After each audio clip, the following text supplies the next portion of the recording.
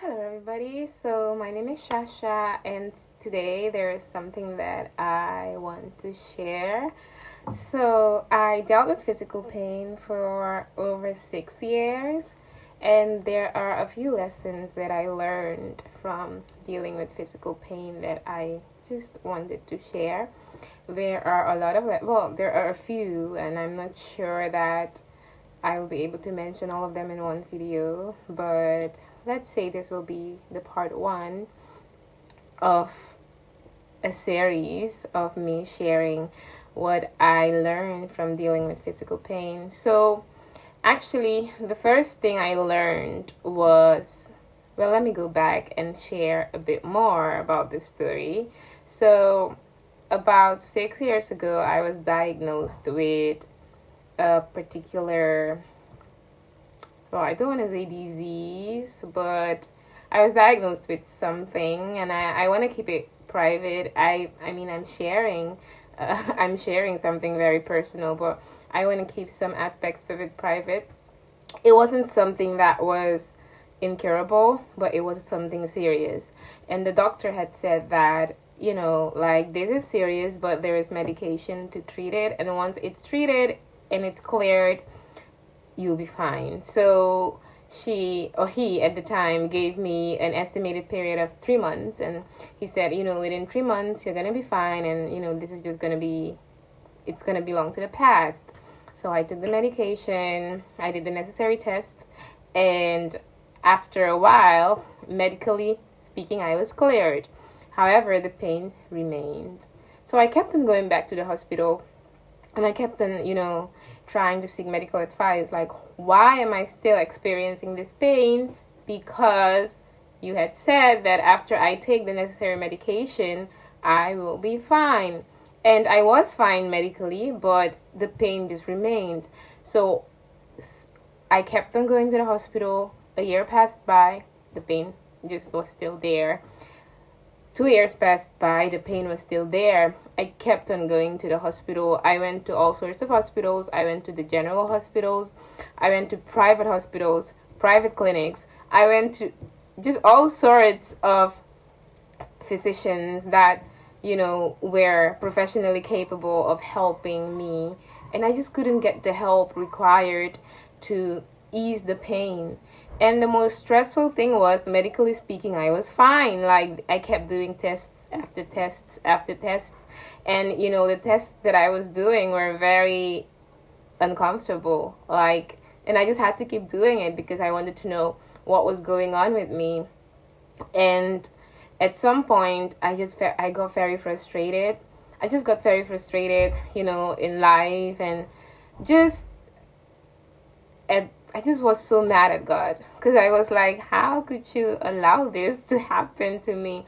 The funny thing is, I was raised in church, and of course, after growing up, I realized how important God is, and I wanted to serve Him, I wanted to know Him for myself.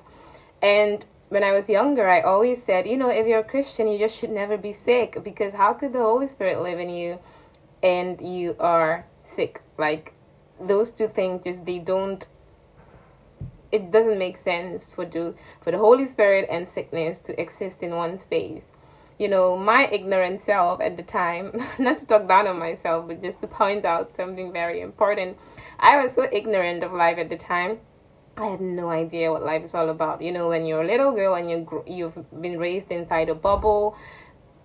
And when I say a bubble, I mean, like, you've been raised in a protective environment where your family is, strong in the faith. They're strong in the faith, strong believers. They cover you with prayers. You don't even understand how much it takes to be a Christian who stands on his or her own feet. And until I came to the point where I was dealing with this pain, and I had to learn how to navigate through that, I realized how ignorant the statement that I had made before was, because I was a Christian. I did love God. I was serving Him. I believed with all my heart that the Holy Spirit was living in me, but I was still dealing with pain. I was still dealing with pain, physical pain. Even though I was medically cleared, the pain was still there. And eventually I started realizing that the pain was changing me. it changed the way I related to God, the way I related to people, and just the way I saw myself. In Before I end this first part of the video, or of the story rather, I will share how it changed the way I relate to people now. Before I started dealing with pain, I just was a very judgmental person. Now, at the time, I didn't think I was judgmental, I just thought that I was normal. Like, what does it mean to be judgmental? I don't know that. I'm just pointing out what needs to be pointed out. I'm just correcting what needs to be corrected. First of all, nobody asked me to do that. God didn't ask me to do that. I was just this judgmental person. I just never could understand whenever someone was doing something that in my mind was just not right, especially as it relates to Christianity. And as I started dealing with pain, I would do all sorts of things well within the boundaries of my values to be able to deal with the pain.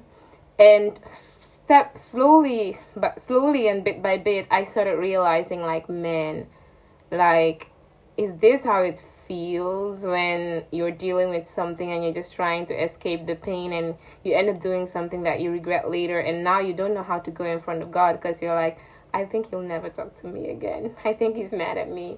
And I started realizing why sometimes people kind of fall away from the faith, especially when they feel like they've done something that is really, really, really just wrong in God's eyes. And especially if you have people around you who just do not correct you in love, it's hard to actually come to a point where you can just accept what you did as wrong, but also know that even when you're wrong, God still loves you. So nothing wrong with correction, but when it's not done in a way that shows that, hey, you are wrong, okay, but God still loves you, it can push you even further away, and make you feel even more bad than how you already feel. And during that time, I started kind of relating to people differently. If I would see someone maybe drinking or smoking or just using language that is just, like, wrong, the younger me would have been like, why are you smoking? Like, oh my goodness, like, why would you even smoke? Or why would you even drink? But after going through physical pain and having to just learn to live with that, the way I related to people changed. I wasn't okay with what they were doing, but my approach towards what they were doing changed. And instead of me thinking, why are you even doing that? Like, why would you even be smoking? The first thought that would cross my mind is, man, what could this person be going through? And because that thought would cross my mind, I would end up praying for them. I would just say a prayer like, God, I don't know what they're dealing with, but I just pray that you would bring people their way that will love on them and just show them back to you. Or if they don't know you, I pray that you'll lead people to them that will just show them how to come to you and just introduce you to them. And, so me not having a just judgmental approach created room for me to be able to pray for that person. And even though I didn't know that person, I don't know if I'd ever see them again, but I did know that I prayed to someone who does know them, and that person can reach them, and that my prayer would hopefully help, and in one way or the other, just help them in whatever they were dealing with whatever they were dealing with at the time. So, I mean, even though I can't reach you, my prayer definitely can reach the person who can reach you. So that's what I want to share in this part about how I relate to people. In the next part, I will share how dealing with physical pain has taught me to relate to God. Bye-bye.